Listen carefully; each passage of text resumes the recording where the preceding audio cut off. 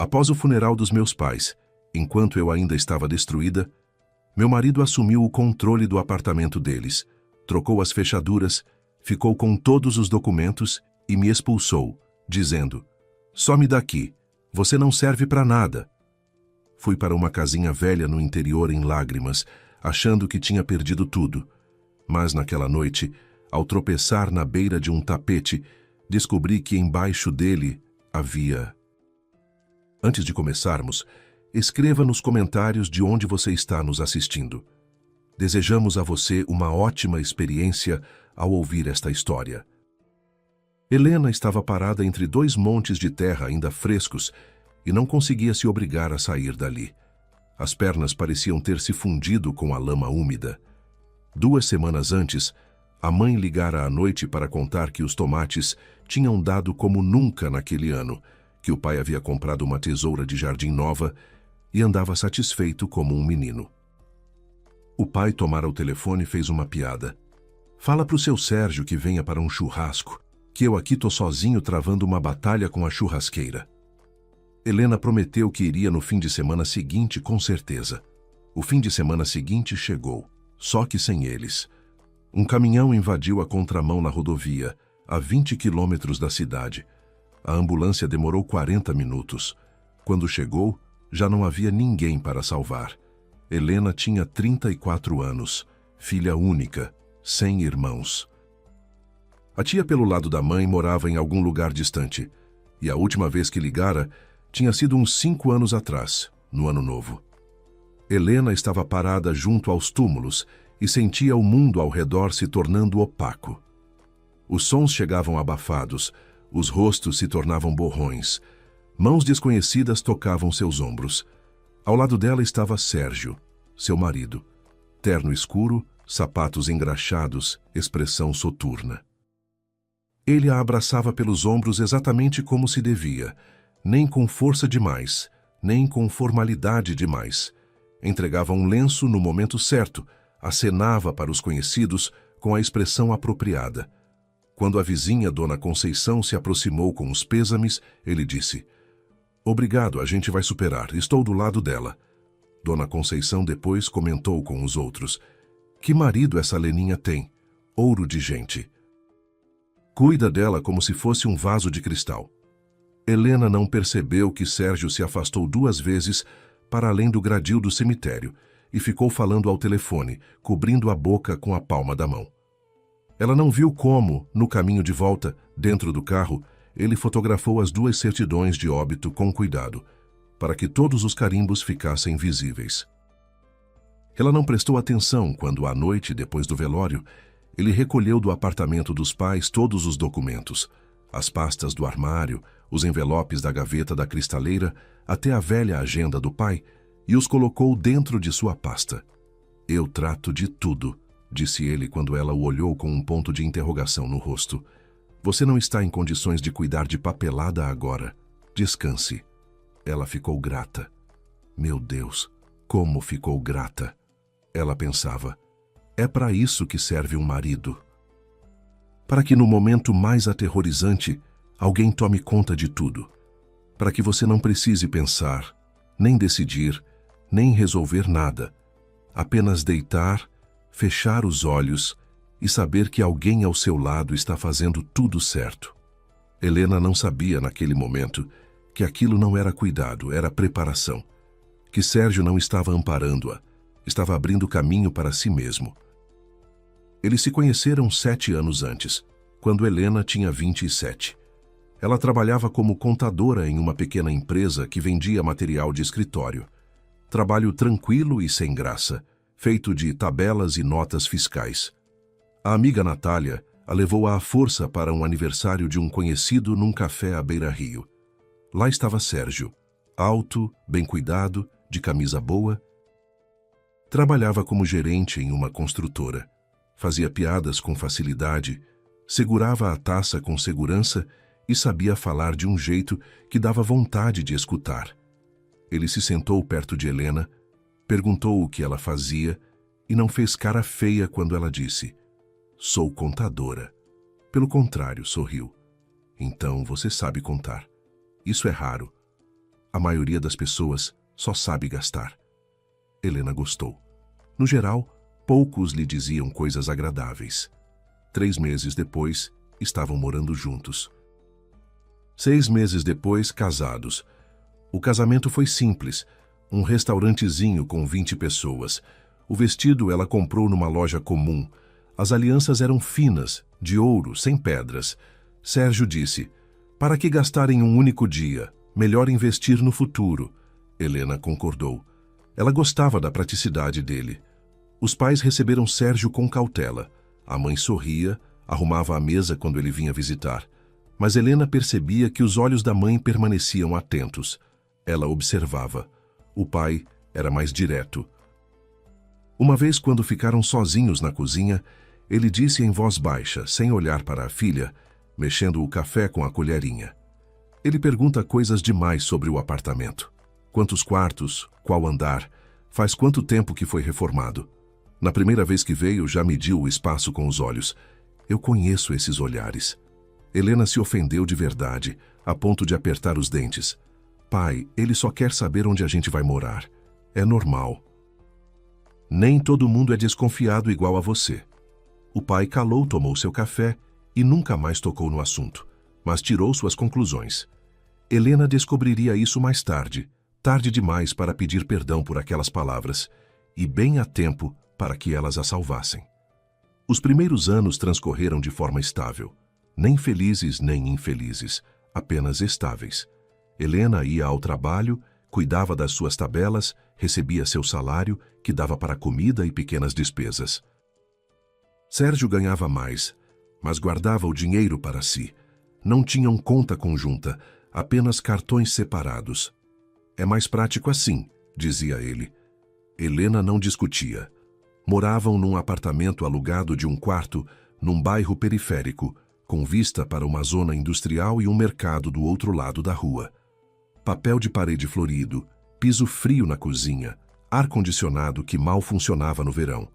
Sérgio levantava regularmente o assunto de ter moradia própria, nunca de forma direta, nunca de frente. Era mais esperto que isso. Começava de longe. O Dimão do trabalho fez um financiamento, comprou um apartamento de 2 quartos e a gente ainda aluga. Ou, você imagina o quanto custa um apartamento no bairro da sua mãe? Um 3 quartos no centro é uma fortuna. Helena ouvia nisso o sonho de um lar próprio. Pensava que ele queria filhos, queria estabilidade. Na verdade, Sérgio já havia calculado tudo faz tempo. O apartamento de 3 quartos dos sogros, no centro, num prédio antigo com pé direito alto e varanda para uma rua tranquila, não eram apenas metros quadrados. Era dinheiro que ele enxergava com a mesma nitidez dos próprios dedos. Uma semana depois do acidente, Helena estava em casa, no apartamento alugado, quase sem sair da cama. Cortinas fechadas, telefone no silencioso. A amiga Natália ligava todo dia. Helena não atendia. Os colegas escreveram no grupo de trabalho palavras de apoio. Ela leu e não respondeu. Ficava deitada de lado, olhando para a parede, tentando lembrar da voz da mãe. Ela já estava escapando, se dissolvendo como açúcar em água quente. Ela se lembrava da entonação, mas não do timbre. Lembrava que a mãe sempre dizia filhinha, com uma ternura especial, mas não conseguia reproduzir isso na cabeça. E isso a apavorava ainda mais, como se eles estivessem morrendo pela segunda vez, agora dentro de sua memória. Sérgio aparecia à noite, colocava a chaleira no fogão, esquentava algo no micro-ondas, deixava o prato na mesinha de cabeceira ao lado da cama. Às vezes Helena comia, às vezes não. Ele não insistia. Depois se sentava à mesa, tirava papéis da pasta e falava com naturalidade, como se estivesse lendo uma lista de compras. "Lena, assina aqui. É para o inventário. Fui a um cartório. Disseram que é preciso ser rápido para não perder o prazo. Já conferi tudo, está tudo certo." Helena se sentava, pegava a caneta e assinava. Sem ler. Não tinha forças para isso. Mal conseguia manter os olhos abertos, quanto mais compreender o que estava diante dela. As letras dançavam, as linhas se embaralhavam. Ela estava tão mergulhada no luto que mal distinguia o dia da noite. Colocava a assinatura onde Sérgio apontava com o dedo e voltava a se deitar, sem ao menos ter clareza do que acabara de assinar. 2 semanas depois do enterro, numa sexta-feira à tarde, Sérgio chegou mais cedo que o normal. Tirou os sapatos no corredor, foi até a cozinha, colocou uma sacola do mercado sobre a mesa, preparou chá em 2 xícaras, colocou biscoitos num pires, sentou-se em frente a Helena, que pela primeira vez em dias havia saído do quarto e estava sentada num banquinho, enrolada num cobertor velho. Helena, fiquei pensando. Ele começou com aquele tom prático e calmo que usava para discutir a compra de eletrodomésticos. O apartamento dos seus pais precisa ser organizado, as coisas precisam ser separadas. Há uma reforma a fazer, documentos para preparar. É um processo longo. Mas eles ainda têm aquela casa velha, lembra? No interior. Fomos lá uma vez, fizemos churrasco.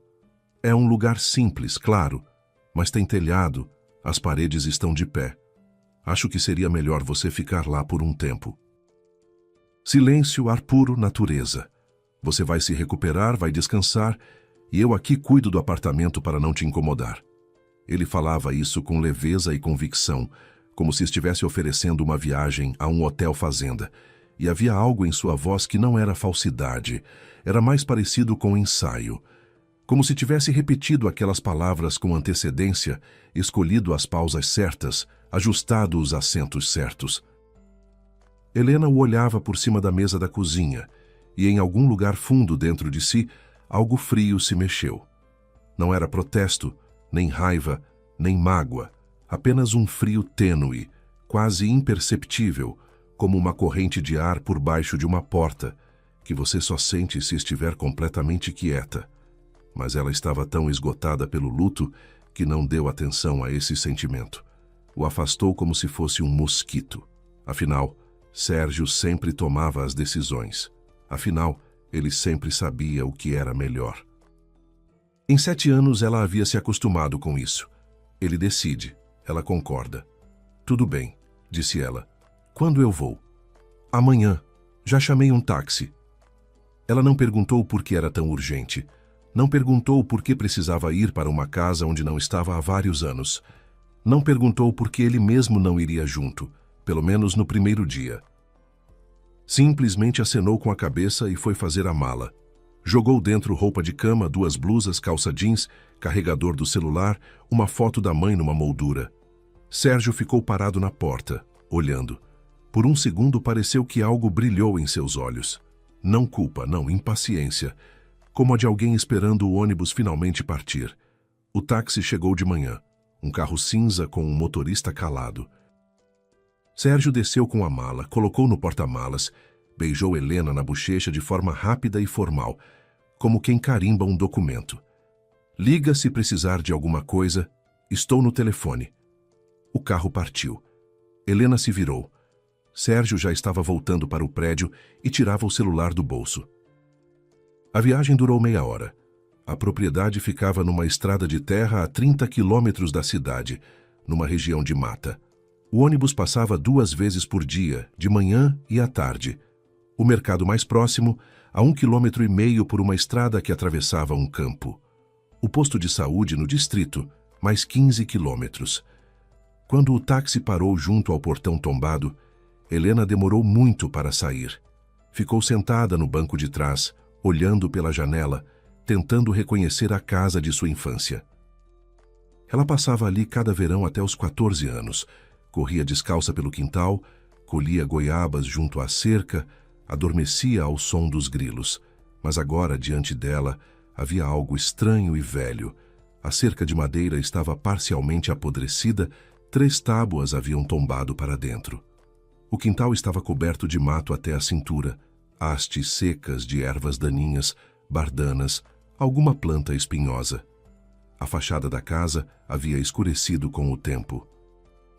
A tinta das janelas estava tão descascada que o detalhe mal se adivinhava. A varanda havia cedido de um lado e rangia a cada passo, como se estivesse se lamentando. O motorista ajudou a levar a mala até a porta. Olhou para a casa, depois para Helena. Quis dizer alguma coisa, mas desistiu. Foi embora. Por dentro estava melhor do que por fora. Mas não muito. 2 cômodos, cozinha, um corredor pequeno com um cabide onde ainda pendurava um casaco do pai, desbotado, sem um botão. Um fogão a lenha no canto da sala maior, revestido de azulejos brancos com flores azuis, metade das peças rachadas. A geladeira roncava como um trator, mas funcionava. Os móveis eram dos pais, trazidos da cidade havia uns 20 anos. Um guarda-roupa de portas entalhadas que abriam com um rangido lamentoso, uma mesa de jantar com uma toalha de plástico gasta estampada de margaridas, um sofá afundado até as molas que a cada movimento emitia um gemido triste. Nas paredes, papel de parede desbotado de flores miúdas, descascando pelos cantos. No chão, um tapete puído com estampa geométrica, vermelho e azul, que devia estar ali há décadas. Helena colocou a mala junto à porta, caminhou até a mesa e se sentou numa cadeira. Pôs as mãos sobre a toalha plástica, encostou a testa nas palmas e chorou. Em silêncio, sem soluços. As lágrimas simplesmente escorreram sozinhas, como água de uma torneira que ninguém fechou. Não era de medo nem de mágoa de Sérgio. Era a sensação de que a vida havia chegado a alguma beira, do outro lado da qual não havia nada. Os pais enterrados. O marido a havia mandado para cá. Amigas próximas? Nenhuma. Natália ligava, mas nunca foram de verdade íntimas. O trabalho ela havia formalizado por conta própria. A chefe disse, 2 meses no máximo, mas até isso parecia uma eternidade. 2 meses aqui, nessa casa, sozinha. No primeiro dia, ela não comeu. Bebia a água da torneira, com gosto de encanamento velho, e ficava deitada no sofá encarando o teto. No teto, havia uma mancha amarela de um vazamento antigo, irregular, parecida com o mapa de um continente desconhecido. Helena olhava para aquela mancha e pensava, talvez Sérgio tenha razão. Talvez ela realmente não seja capaz de nada sozinha. Talvez ela esteja mesmo melhor aqui, no silêncio, em meio a coisas velhas, longe das decisões e dos papéis.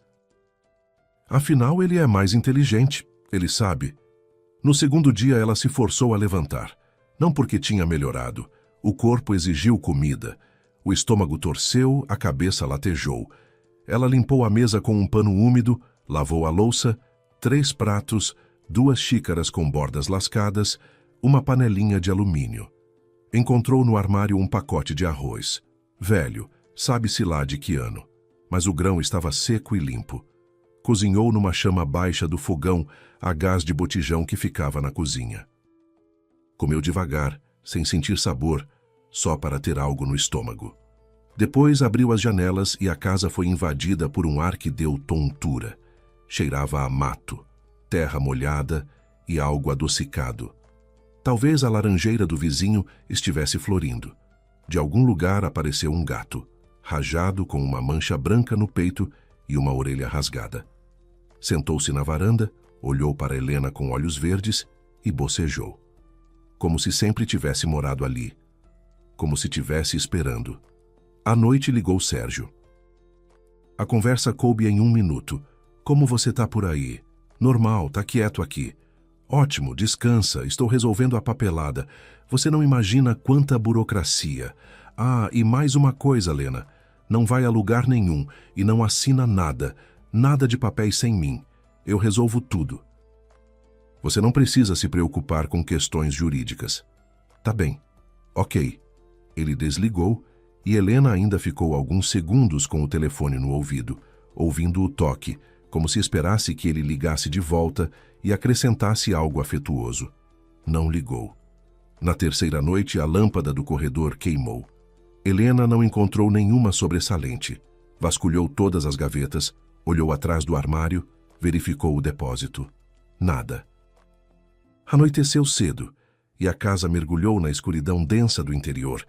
Não aquela escuridão urbana, atenuada por postes e letreiros, mas uma escuridão de verdade, espessa, na qual as paredes desaparecem e só resta o som da própria respiração. Helena ia da cozinha para o quarto com o braço estendido à frente, movendo os pés com cuidado, e no meio do caminho enganchou o dedo do pé na beira do tapete. Tropeçou, quase caiu, se agarrou ao batente da porta. Resmungou baixinho, se abaixou para ajustar o canto virado. E os dedos sentiram algo sob o tapete. Algo metálico, liso, frio, embutido no chão. Helena congelou de cócoras no escuro, e o coração de repente bateu tão alto que pareceu que a casa inteira ouviu. Ela decidiu não abrir aquilo à noite.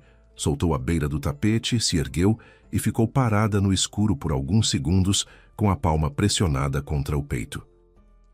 Depois tateou até o sofá, se deitou e ficou encarando o teto que não dava para ver. Só escuridão e batidas do coração. Não conseguiu dormir. Helena ficava se virando de um lado para o outro, puxava o cobertor fino sobre os ombros e o jogava de volta. Na cabeça, pensamentos giravam, cada um mais absurdo que o outro. Talvez fosse um porão velho, talvez ventilação, talvez um poço murado. Essas coisas acontecem em casas antigas. Mas os dedos lembravam o metal liso, a borda regular, claramente feita por mãos humanas.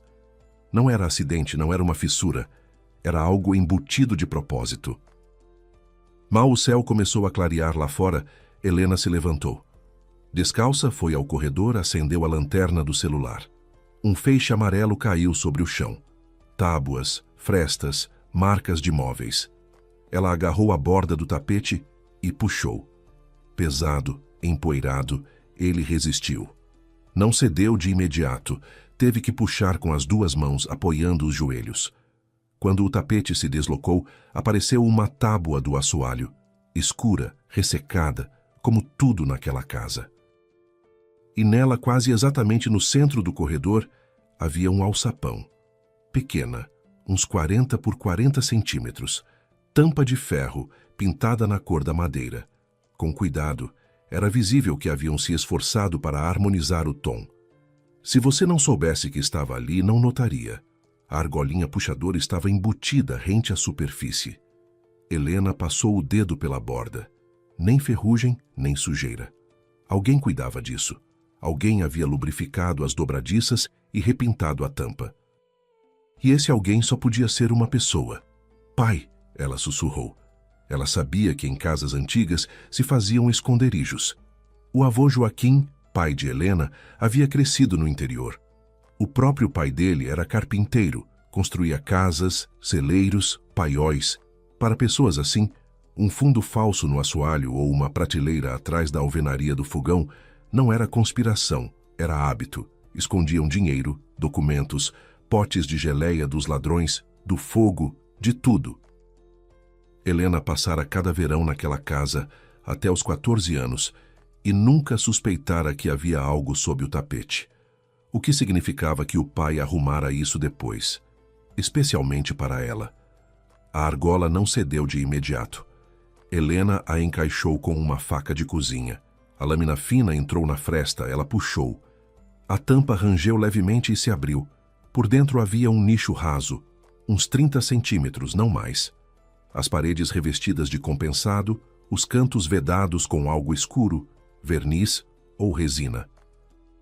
No fundo havia uma caixinha de lata. Helena a reconheceu imediatamente. Cor-de-rosa com flores pintadas, de biscoito. Dessas que havia em toda a casa, em toda a avó. Nelas guardavam botões, linhas, cartões postais, recibos, toda a pequena vida de papel que não cabia no armário. A mãe tinha uma igual na cristaleira. Helena brincava com ela quando criança. Colocava dentro pedrinhas e sementes, chamava de baú de tesouros. A mãe ria. Baú é coisa séria.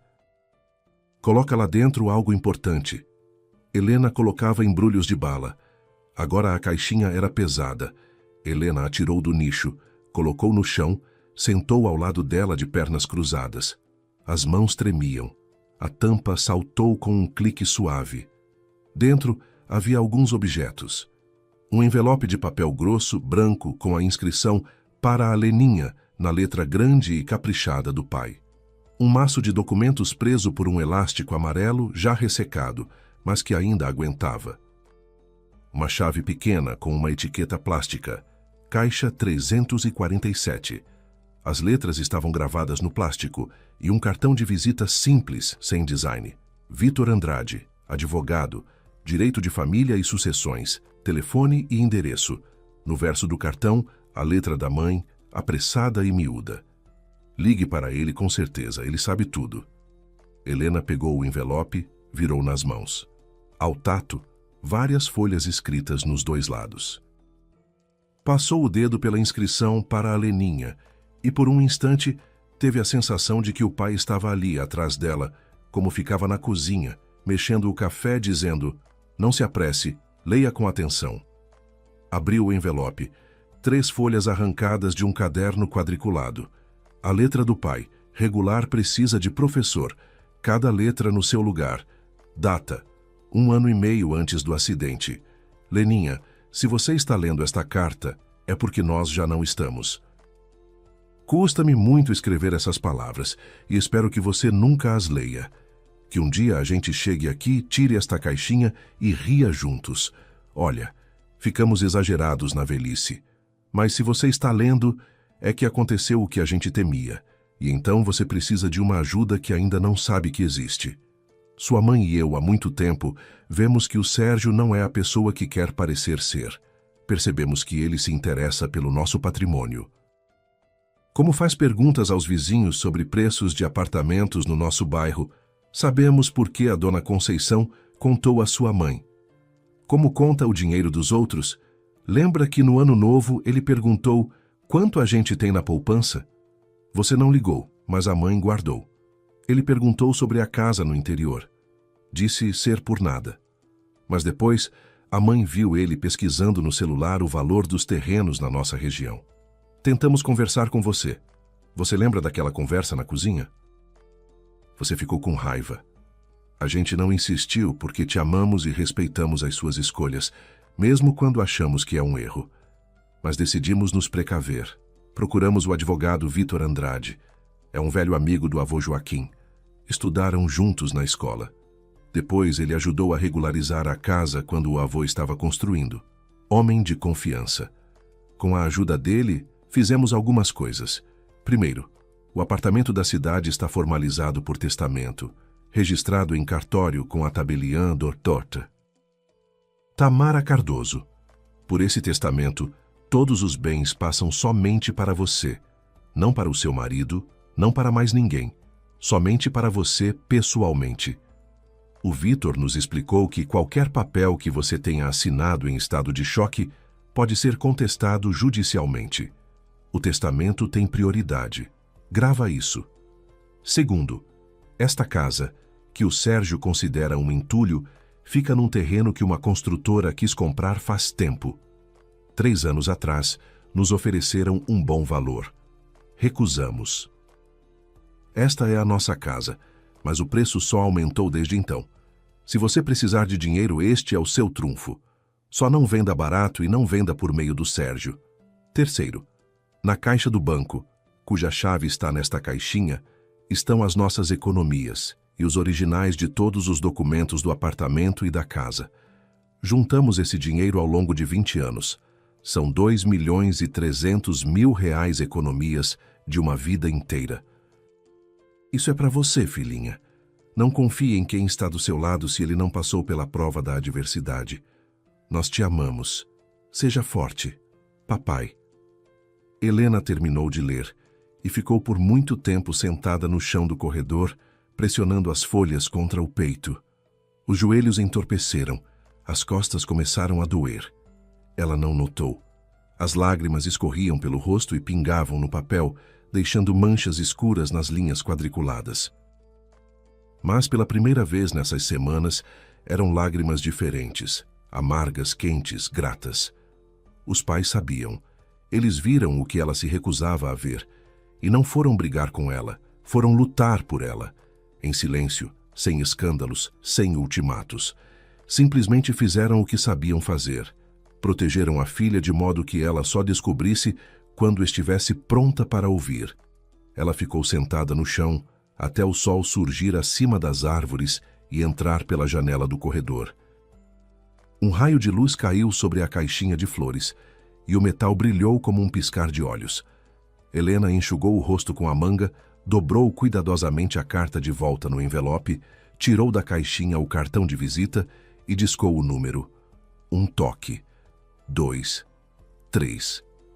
Ela estava prestes a desligar quando uma voz masculina respondeu. Calma, levemente rouca, como costumam ter as pessoas acostumadas a falar baixo, mas de forma que todos ouçam. Andrade, ouvindo. Bom dia, Dr. Vitor. Meu nome é Helena. Sou filha de Joaquim e Teresa Campos. Uma pausa, curta mas perceptível, como uma inspiração antes de uma palavra importante. Depois a voz ficou mais suave, como se a pessoa do outro lado da linha tivesse tirado uma máscara invisível. Leninha, eu estava esperando a sua ligação. Só lamentava que o motivo fosse exatamente este. Fiquei sabendo da morte dos seus pais. Sinto muito. Seu pai era uma pessoa extraordinária, e Dona Teresa também. Encontrei o esconderijo e a carta. Outra pausa. Depois um suspiro fundo. Então aconteceu como seu pai havia previsto. Ele esperava estar errado. A gente esperava os dois. Leninha, venha me ver. O endereço está no cartão.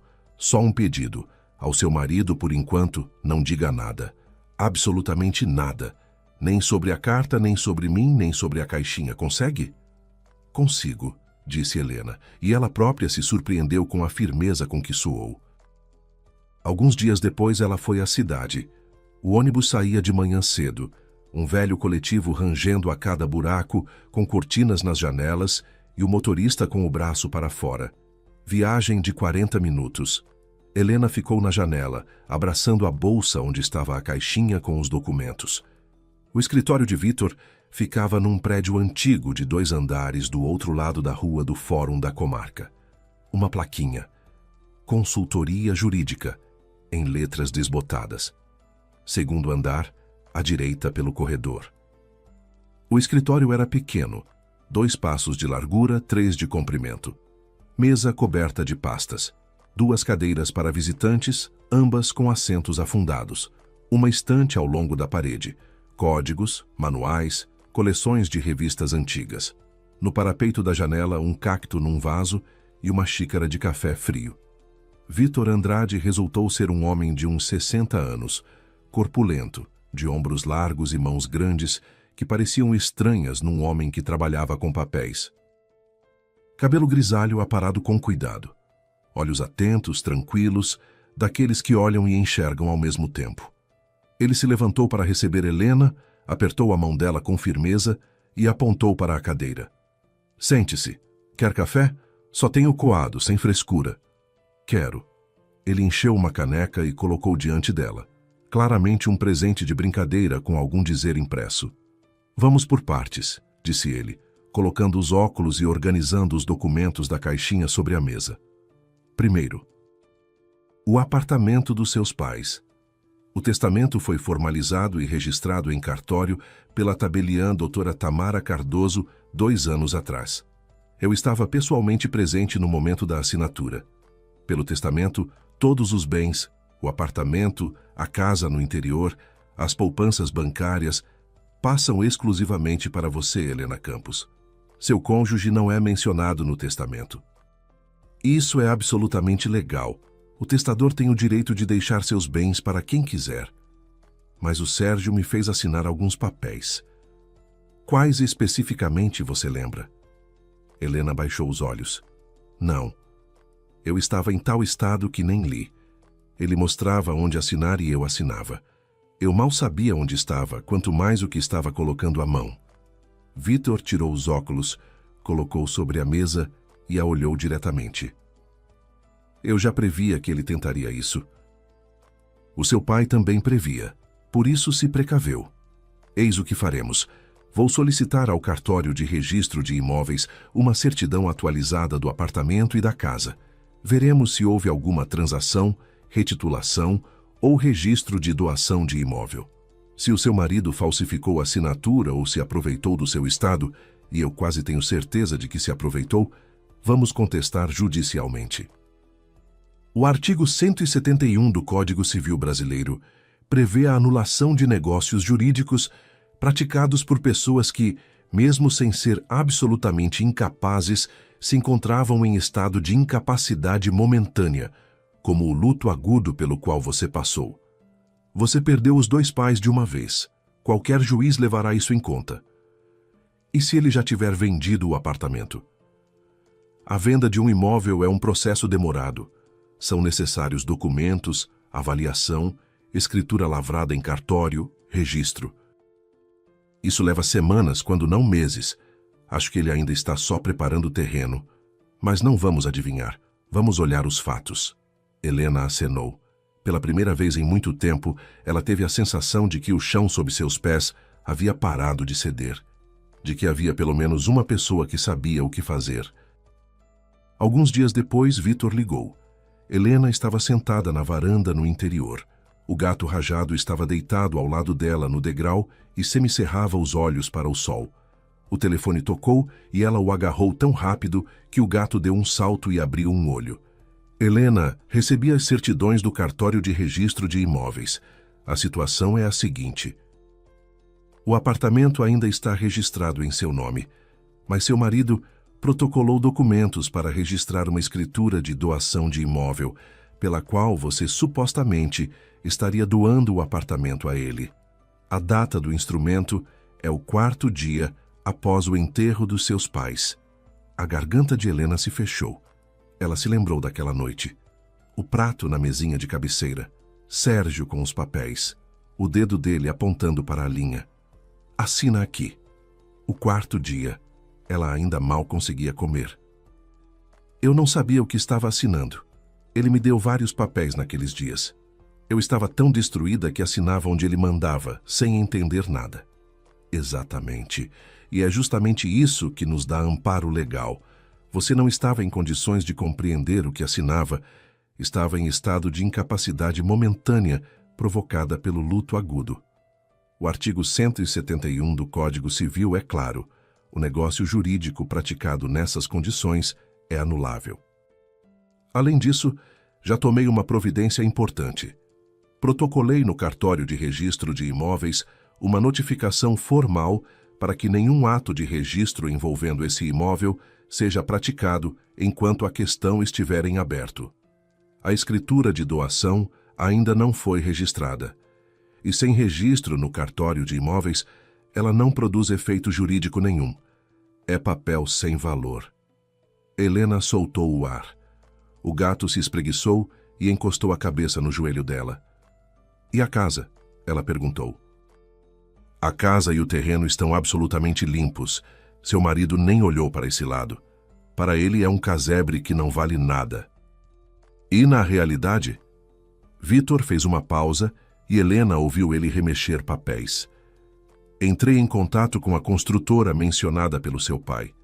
Eles ainda estão interessados no terreno. Há um condomínio sendo construído ali perto. A terra valorizou consideravelmente. A avaliação preliminar é muito boa. Helena abriu a boca e a fechou. Uma fortuna pelo terreno que Sérgio chamava de buraco no fim do mundo. Mas não vamos vender nada, continuou Vitor. Pelo menos por enquanto. Nossa tarefa agora é consolidar os seus direitos e nos preparar. Preparar para quê? Para que o seu marido venha até você por conta própria. E ele vai vir, Helena, com certeza. Porque sem a sua assinatura, ele não pode nada. Não pode vender. Não pode registrar transferência nenhuma. Ele agora está num apartamento que não lhe pertence, fazendo planos que não vão se concretizar. Mais cedo ou mais tarde, ele vai bater de cabeça numa parede e vai vir correndo até você com novos papéis e novas palavras doces. E a essa altura, a gente já vai estar preparado. Helena ficou um momento em silêncio, olhando as árvores além da cerca. O vento movia os galhos e eles balançavam devagar, como se acenassem. Dr. Vitor, disse ela baixinho, obrigada. Não é a mim que você deve agradecer. É ao seu pai. Ele pensou em tudo muito antes de ser necessário. O que me cabe é apenas levar até o fim. Enquanto isso, sem nem avisar o condomínio ou pedir qualquer autorização, Sérgio havia trocado os cuidados com o apartamento dos sogros pelo papel de dono. Logo após o enterro, sem qualquer direito sobre o imóvel, Mandou trocar as fechaduras da porta de entrada. Chamou um técnico. Colocou uma fechadura nova com 3 voltas e uma corrente por dentro, como se o lugar fosse seu. Jogou fora parte dos móveis antigos. A cômoda da mãe com espelho, a poltrona do pai com os apoios de braço gastos, a estante de livros. Em vez disso, trouxe a própria televisão de tela plana, pendurou na parede da sala. Comprou novas cortinas, cinza escuro, de rolo em vez das cortinas bordadas da mãe. Na cozinha apareceu uma máquina de café que ele exibia por telefone aos conhecidos. Cápsula italiana, sou meu próprio barista. No apartamento cheirava a um perfume alheio, adocicado, com nota de baunilha, daqueles que usam mulheres jovens que trabalham em lugares onde precisam agradar à primeira vista. Ela se chamava Marina. 28 anos, alta, loira, recepcionista numa academia de ginástica. Sérgio a conhecera meio ano antes da morte dos pais de Helena. Entrou na academia supostamente para ver planos de matrícula e saiu com o número do telefone dela. Marina sabia que ele era casado. Sérgio não escondia.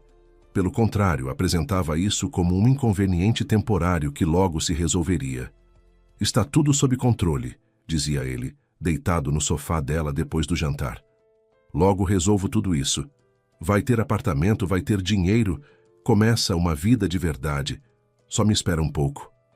Marina esperava, ou fingia. Paralelamente, Sérgio já trabalhava na venda. Ligou para Artêmio, um corretor de imóveis conhecido que havia cruzado com ele numa obra anos atrás.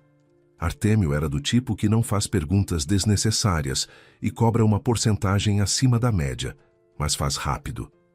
3 quartos, centro, prédio antigo, 3º andar, explicava Sérgio pelo telefone, circulando pelo apartamento que não lhe pertencia. Pé direito alto, varanda, quintal tranquilo, venda direta. Preciso de agilidade. Pode ser um pouco abaixo do mercado. O que importa é a velocidade. Quem é o proprietário? Perguntou Artêmio. Minha esposa.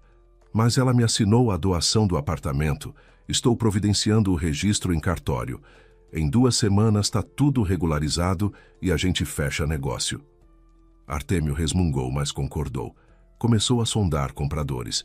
Enquanto isso, Sérgio quase não ligava para Helena. A cada 3 ou 4 dias, uma conversa de 1 minuto e meio. Como você tá? Normal. Que bom. Descansa.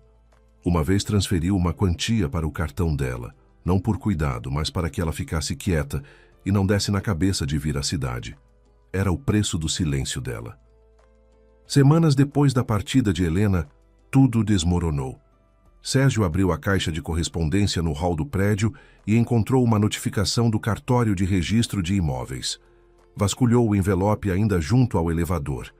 Recusa de registro da escritura de doação de imóvel. Motivo: notificação de impossibilidade de prática de atos registrais protocolada pelo titular do direito. Ele releu 3 vezes parado no corredor e, a cada vez, o papel em suas mãos tremia mais. Ligou imediatamente para Helena. Lena, chegou uma carta aqui, uma recusa de registro lá no cartório de imóveis. Você entrou com alguma coisa? Não, respondeu Helena com voz calma. Estou no interior. Que cartório de imóveis? Deve ser algum erro, burocracia. Sabe como é? Deve ser, disse Sérgio, mas a voz já era outra, mais dura, mais desconfiada. Desligou e ligou para Artêmio. O corretor explicou sem rodeios. Se há uma trava no registro do imóvel, não tem como vender. Primeiro é preciso resolver a questão no cartório de imóveis. E para isso, seria necessária a participação da proprietária. Manda tua esposa comparecer ao cartório para regularizar a situação, disse Artêmio. Sem isso, não tem escritura. E sem escritura, não tem venda. Sérgio se sentou na cozinha, ligou a máquina de café e ficou pensando. Não posso pressionar, não posso assustar. Helena já está num estado frágil. Se ela suspeitar, começar a fazer perguntas, procurar advogados, tudo vai pelo ralo. Preciso agir com suavidade. Preciso que ela mesma queira vir, que ela mesma assine tudo o que for necessário, que ela mesma acredite que é para o bem deles. Ligou à noite. A voz, quente, suave, envolvente. Com essa voz ele não falava com ela há uns 3 anos. Leninha, você tá bem aí? Já chega de ficar sozinha naquele mato. Que tal voltar? Tive uma ideia. E se a gente vendesse o apartamento e a casa e comprasse algo novo para nós dois? Um recomeço. Começar tudo do zero. É o que você quer, não é? Helena sentiu uma náusea. Não pelas palavras, mas pela entonação. Por aquela ternura falsa que ela um dia tomou por amor. Mas ela engoliu em seco e respondeu com calma, como Vitor havia orientado. Talvez. Vamos conversar. Posso ir na semana que vem. Ótimo. Vou agendar um tabelião. A gente formaliza tudo rápido, sem burocracia. Ele desligou satisfeito, até assobiou enquanto lavava a xícara, sem suspeitar que Helena, naquele mesmo momento, estava na varanda da casa, no interior, discando o número de Vitor, e que eles já estavam há meia hora discutindo um plano no qual Sérgio tinha um papel que ele nem imaginava. O cartório da doutora Tamara Cardoso ficava no térreo de um velho prédio residencial no centro da cidade. Degraus baixos, uma porta pesada com maçaneta de latão. Na recepção, cadeiras de couro, uma mesinha com revistas velhas e um relógio de parede fazendo tic-tac. Helena chegou meia hora antes. Com ela estava Vitor, de terno cinza escuro, gravata, pasta de couro. Ela o via assim pela primeira vez. No escritório ele andava de camisa e calças simples. Agora parecia uma pessoa que vinha não para conversar, mas para agir. "Está pronta?" ele perguntou quando se sentaram na recepção. "Estou." O principal é não demonstrar emoções. Seja o que for que ele diga, seja o que for que faça. Fique em silêncio. Que ele fale. A gente age pelos fatos. Sérgio chegou no horário marcado. Jaqueta nova, cabelo recém-cortado, cheiro de colônia à cara. Sorria aquele sorriso confiante de quem acha que tem a situação na palma da mão. Ao ver o homem desconhecido ao lado de Helena, franzou levemente o senho, mas rapidamente dominou o rosto. "Quem é esse?" perguntou baixinho, inclinando-se para Helena. "Meu representante, Vitor Andrade, advogado." Sérgio avaliou Vitor com um olhar rápido, como se avalia um concorrente numa negociação. Sorriu. "Para que você precisa de advogado, Lena?" "A gente é família. Só quer discutir o patrimônio como gente." "Exatamente por isso," respondeu Vitor sem se levantar da cadeira. "Para que seja como gente e conforme a lei ao mesmo tempo." Entraram no escritório. Doutora Tamara Cardoso, uma mulher baixa de uns 50 anos, de óculos sóbrios e cabelo arrumado, estava sentada à mesa e já estava a par. Vitor a havia avisado na véspera. Sobre a mesa, à sua frente, havia uma pasta com documentos. Sérgio se sentou com desenvoltura, jogou uma perna sobre a outra, colocou diante de si a própria pasta. Tirou um papel, um projeto de acordo de divisão de bens entre cônjuges, impresso em 2 cópias, com 2 linhas para assinatura no final. Empurrou para a tabeliã. "A gente quer lavrar a escritura do acordo. Para mim, o apartamento. Para a Lena, a casa no interior. Divisão voluntária. Os 2 de acordo." Honesto e simples. A tabeliã pegou os papéis, leu devagar, tirou os óculos e os colocou sobre a mesa. Olhou para Vitor. Ele acenou discretamente. Sérgio não percebeu.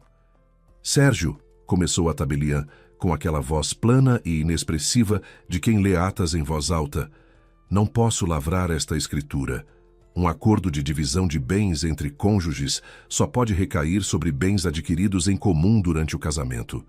O apartamento em questão não é um bem comum do casal. Ele foi deixado em testamento por Joaquim e Teresa Campos, exclusivamente à filha deles, Helena Campos.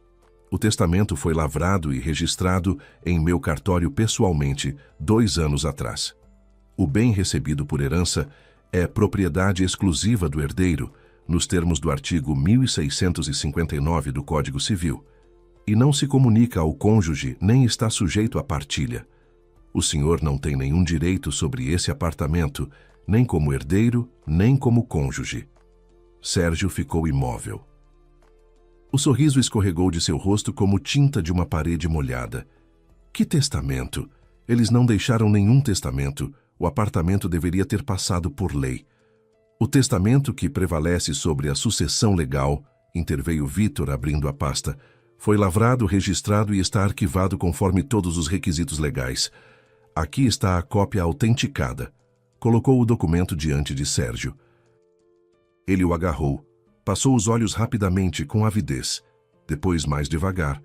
Depois releu desde o início. Isso é uma falsificação, disse ele seco. É um original, respondeu a tabeliã. Lavrado e registrado por mim. Vitor tirou uma segunda pasta.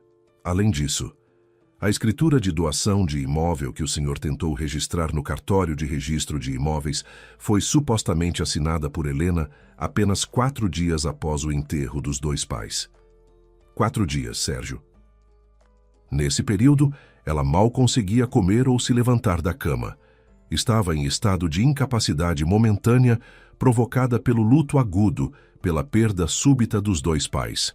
O artigo 171 do Código Civil Brasileiro é claro: o negócio jurídico praticado por pessoa nesse estado é anulável. Se levarmos isso ao judiciário, qualquer perito confirmará que ela não tinha condições de compreender o que assinava naquele momento. De qualquer forma, a questão já está sendo tratada.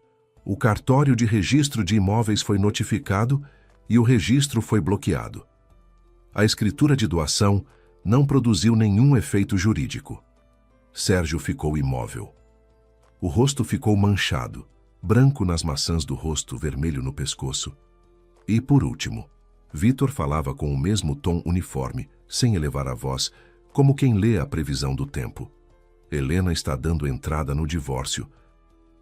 O apartamento recebido por herança durante o casamento é bem particular dela, nos termos do artigo 1659 do Código Civil, e não integra a partilha. A casa no interior, idem. As poupanças deixadas pelos pais, herança pessoal. O senhor não tem fundamento jurídico para reivindicar nenhum desses bens. E mais, ao ocupar o apartamento sem autorização, trocar as fechaduras e dispor dos móveis, o senhor praticou atos que podem ser enquadrados como esbulho possessório, além de expor-se a uma ação de indenização pelos danos causados. Sérgio se levantou de um salto. A cadeira voou para junto da parede. Você armou tudo isso? Ele apontou o dedo para Helena. Você ficou fingindo, sentada naquele interior, fazendo de coitadinha, e na verdade estava... Sente-se, disse a tabeliã. Não com força, mas de um modo que Sérgio estancou. Ou chamo a segurança. Vitor acrescentou sem mudar de posição. Sérgio, recomendo que pense bem. Temos base para um boletim de ocorrência por estelionato, com fundamento no artigo 171 do Código Penal, dado que o senhor tentou se apropriar de bem alheio por meio de fraude, aproveitando-se do estado vulnerável da vítima. Ainda não apresentamos a queixa, mas se o senhor criar obstáculos no processo de divórcio ou continuar ocupando o imóvel indevidamente, apresentaremos. Silêncio. O relógio na parede fazia tic-tac, alto, preciso, como um metrônomo. Sérgio ficou parado no meio do escritório, respirando pesado. Depois, lentamente, como se tivessem esvaziado o ar de dentro dele, abaixou os ombros, virou-se para a porta, pegou a maçaneta, saiu. Não bateu a porta, não olhou para trás. Simplesmente foi embora, como alguém que tem algo quebrado por dentro e ainda não sabe o quê, mas já sente que não vai ter conserto. Helena ficou sentada na cadeira e olhou para a porta que se fechara. As mãos não tremiam, o coração batia regular. Ela esperava sentir triunfo ou raiva ou ao menos alívio, mas não sentiu nada, apenas um vazio, limpo, transparente, como o ar depois de uma tempestade. Como se tivessem retirado da sala algo pesado e volumoso que ficava bem no meio e impedia de respirar. E agora era possível, enfim, respirar fundo. Vitor reuniu os documentos na pasta, fechou o zíper, se levantou. Vamos, disse ele. Simplesmente, o assunto estava resolvido. Nas semanas seguintes, a vida de Sérgio desmoronou rapidamente, como uma casa de cartas derrubada com um piparote. A primeira a ir embora foi Marina. Sérgio foi até ela naquela mesma noite, depois do cartório, bêbado e furioso, com uma garrafa de uísque num saco. Sentou-se na cozinha, encheu uma xícara, começou a contar. Falava confuso, saltando de um assunto a outro. Ora xingava Helena, ora se lamentava do advogado, ora segurava a cabeça e repetia: acabou, acabou tudo. Marina escutava em silêncio, apoiando a bochecha na palma da mão, sem interromper, sem consolar. Quando ele enfim adormeceu no sofá, ela quietamente juntou as coisas. Necessaire, carregador, um casaco do cabide, e chamou um aplicativo. Na mesa da cozinha, ao lado da garrafa pela metade, deixou um bilhete num guardanapo. Preciso de um homem que tenha um plano. Você não tem mais nenhum. Boa sorte. De manhã, Sérgio leu, amassou o guardanapo e o atirou na parede. Depois o apanhou, desdobrou e releu mais uma vez, como se esperasse que as palavras mudassem. Depois vieram as dívidas.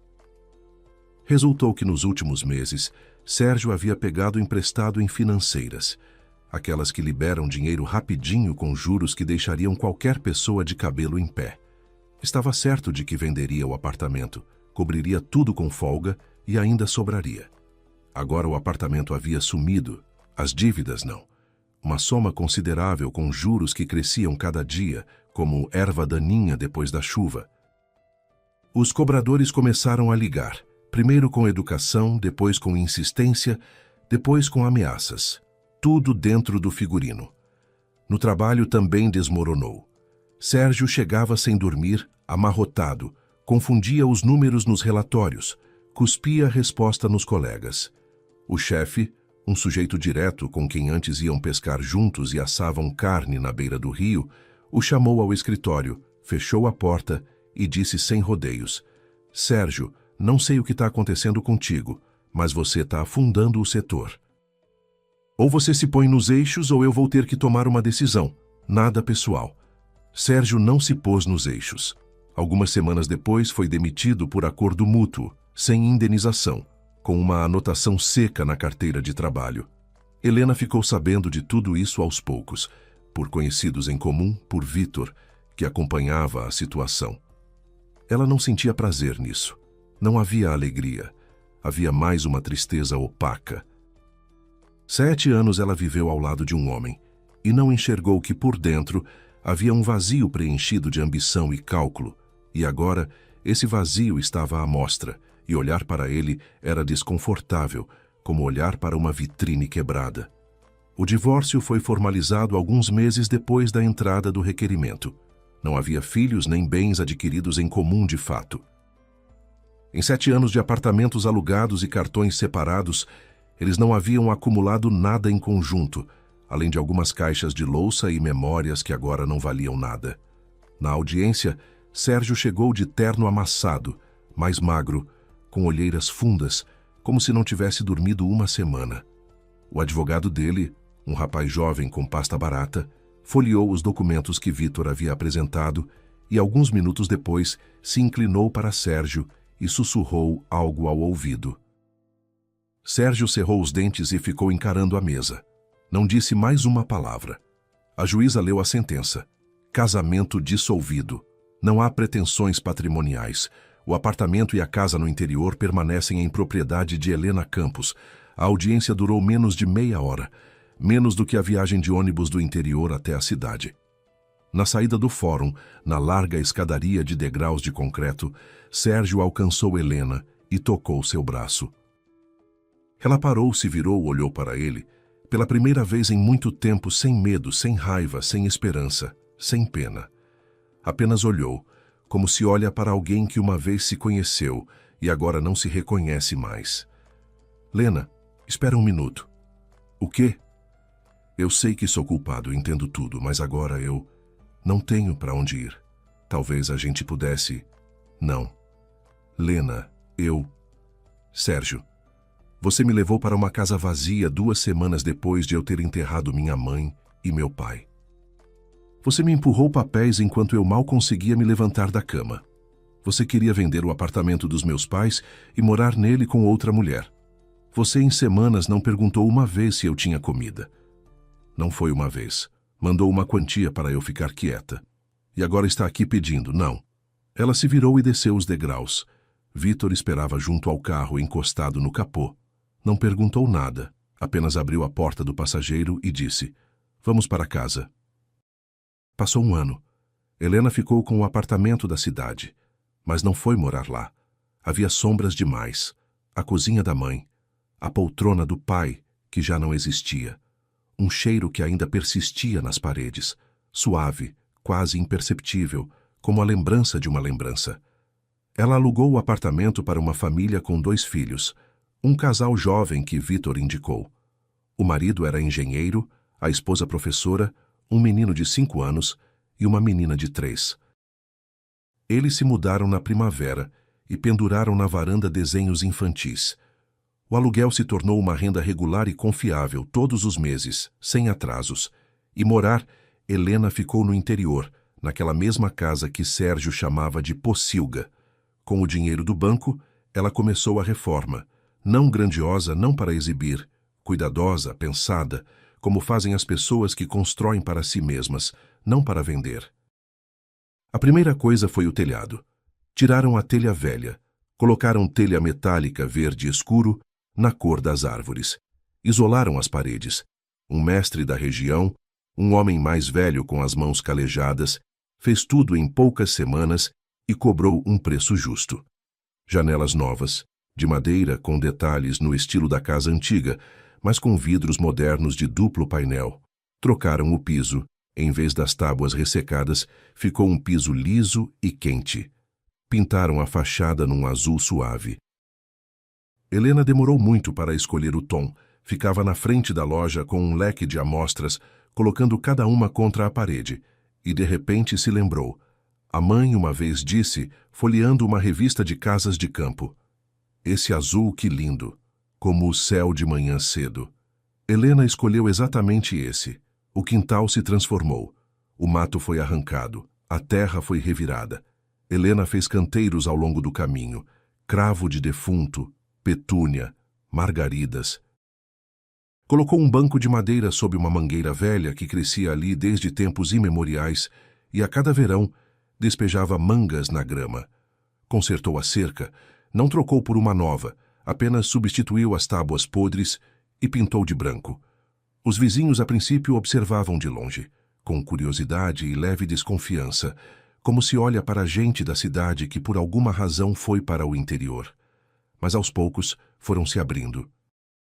A primeira a chegar foi a dona Zilda, uma mulherzinha miúda e seca de uns 70 anos, sempre com um chapéu de palha na cabeça e mãos bronzeadas de tanto trabalhar na terra. Trouxe uma caixa com mudas de tomate. Variedade boa, carnuda, doce. A sua mãe gostava das mesmas. Helena plantou. Seu Benedito, um agricultor aposentado de cabelo branco e voz que fazia os pássaros se sobressaltarem, apareceu e em silêncio consertou o portão. Colocou novas dobradiças, lubrificou, testou e foi embora sem esperar agradecimento. A esposa dele, Dona Benedita, passou a aparecer aos sábados com quitutes, ora bolo de milho, ora cocada, e ficava para tomar café por 1h30. Contava sobre os netos, sobre a saúde, sobre a novela que assistiam à noite. Helena ouvia e estava bem. Simplesmente bem, sem angústia, sem lágrimas, sem ficar esperando alguma armadilha. O gato rajado, que ela batizou de Biriba, se instalou de vez. Dormia na varanda, comia da tigela junto à porta, caçava ratos no galpão e os trazia como presentes até o batente. Quando Helena se sentava no banco à noite, ele subia em seus joelhos e ronronava grave e convicto, como um motorizinho pequeno. Meio ano depois da reforma, surgiu uma ideia. A casa era grande, 2 quartos ficavam vazios. O terreno era espaçoso, com vista para a mata. Até a cidade, 30 minutos. Perto havia um rio, silêncio, um ar de fazer tonturas. Ela se lembrou de uma frase do pai, dita faz muito tempo, quando ela ainda era adolescente, e reclamava que no interior era chato. Esta casa pode te sustentar, Leninha, se você cuidar dela com carinho. Na época, ela revirou os olhos. Agora, havia entendido. Helena regularizou a documentação, obteve todas as licenças e transformou o segundo quarto em acomodação para hóspedes. Fez uma entrada separada pelo quintal, pendurou cortinas de flores miúdas, colocou uma mesinha de cabeceira, um espelho, uma chaleira. Com o dinheiro do aluguel do apartamento, acrescentou à casa mais um cômodo, pequeno, com janela para a mata, também para hóspedes. Nada de luxo, mas acolhedor, caseiro, como na casa da vovó. Fez um site simples, se cadastrou nas plataformas de reserva. Deu ao guest house o nome de Recanto da Mata, simples e honesto, como o próprio lugar. Os primeiros hóspedes chegaram um mês depois, um casal da cidade, cansado do barulho e do concreto, em busca de silêncio. Ficaram 5 dias em vez de 3. Caminharam pela mata, prepararam caldeirada na beira do rio, sentaram no banco à noite e viram o sol se pôr atrás das árvores. Deixaram um comentário no site. Um lugar para o qual se quer voltar. A anfitriã é maravilhosa. O silêncio cura. Com a construtora, Helena acabou chegando a um acordo diferente do que o pai havia previsto. Vender o terreno, ela não quis. Em vez disso, por conselho de Vitor, assinou um contrato de locação de longo prazo para a parte mais afastada do terreno, aquela que ficava junto à estrada e, de qualquer forma, ficava ociosa, destinada a estacionamento para o novo condomínio que crescia ao lado. Uma boa renda mensal.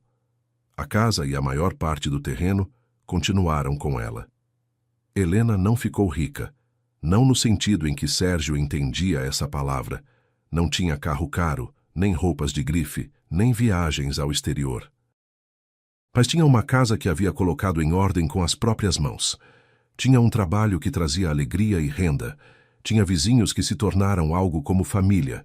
Tinha um gato que toda noite subia nos seus joelhos e ronronava. Tinha paz. De verdade, conquistada a duras penas. Não a paz que vem da indiferença, mas a que nasce quando a pessoa finalmente para de ter medo. Numa tarde quente de verão, Helena estava sentada no banco sob a mangueira. Biriba dormitava a seus pés, com as patas dianteiras estendidas. Do quarto dos hóspedes vinham risos suaves. Estava hospedada uma família jovem com uma criança pequena. O menino corria pelo quintal tentando pegar borboletas. No ar cheirava a flores dos canteiros, a terra molhada e a algo adocicado, talvez a goiabeira, talvez a geleia que Dona Zilda fazia do outro lado da cerca. Helena tirou do bolso a carta do pai. Amassada, dobrada em 4, com manchas de lágrimas que haviam secado faz tempo, deixando rastros escuros no papel. Desdobrou. Não releu por inteiro. Sabia de cor. Apenas procurou com os olhos a última linha, escrita na letra regular do pai. Sorriu, de levinho só pelos cantos dos lábios, e sussurrou olhando para os galhos das árvores que balançavam ao vento. Estou tentando, pai. Estou tentando. O vento sacudiu os galhos e algumas flores brancas. A mangueira naquele ano floresceu tarde. Rodaram no ar e pousaram na grama aos seus pés. Lá de longe, um trem apitou. Biriba se espreguiçou, virou de costas e bocejou. O menino no quintal riu, finalmente apanhando sua borboleta, e logo a soltou e saiu correndo para pegar a próxima. Um mês depois, Helena soube, por conhecidos em comum, que Sérgio havia deixado a cidade, para onde ninguém sabia ao certo. Diziam que estava tentando se estabelecer em outra região, mas as dívidas o seguiam como uma sombra. Diziam que Marina havia se casado com o dono de uma oficina mecânica, um sujeito tranquilo, de bigode e garagem para 2 carros.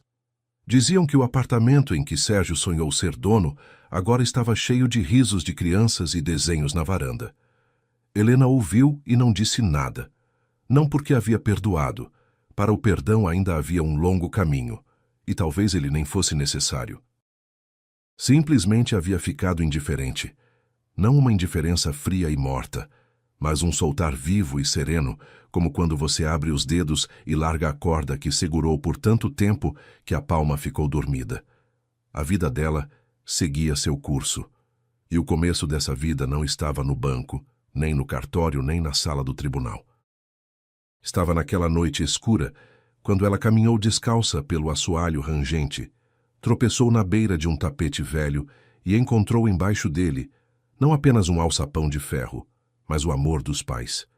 Um amor que se revelou mais forte do que qualquer traição. Obrigado por ouvir a história. Com vocês esteve o canal Recanto das Histórias. Me desculpem pelos erros. Escrevam nos comentários o que vocês acharam. Se gostaram, se inscrevam no canal.